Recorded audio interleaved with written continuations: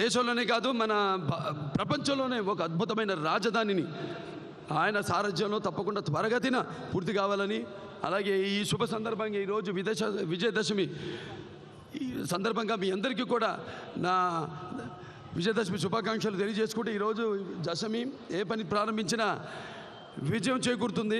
అటువంటి ఈ పర్వదినాన ఈ యొక్క రాజధాని యొక్క శంకుస్థాపన జరగడం, అది మన ప్రధానమంత్రి గారైన నరేంద్ర మోడీ గారి చేతుల మీదుగా జరగడం మనందరి అదృష్టంగా భావిస్తున్నాను. త్వరగతిని పూర్తయ్యి, అలాగే ఆ భగవంతుడు మీ అందరు కూడా ఆయుర ఆరోగ్యాన్ని, కీర్తి ప్రతిష్టల్ని, భోగభాగ్యాలని, సిరి సంపదల్ని, సంపూర్ణ ఆయుష్ని ప్రసాదించాలని ఆ భగవంతుని కోరుకుంటూ, ఇక్కడ పిల్లలు సాంస్కృతిక కార్యక్రమాలు ఎంతో చక్కగా అద్భుతంగా ఎండను కూడా లెక్క చేయకుండా వాళ్ళు ఎంతో ఉత్సాహంతో, మీరు ఇచ్చిన ఉత్సాహంతో, ఎంతో ఈ అద్భుతమైన ఈ యొక్క సందర్భాన్ని వారు ఇచ్చిన ఉత్సాహంతో ఎంతో అద్భుతంగా వాళ్ళు ప్రదర్శించారు. వాళ్ళందరూ కూడా నా ఒక కళామ ముద్దు బిడ్డగా నా తోటి కళాకారులకు అందరూ కూడా నా కృతజ్ఞతలు చేసుకుంటూ, అభినందనలు తెలియజేసుకుంటూ నేను సెలవు తీసుకుంటున్నాను.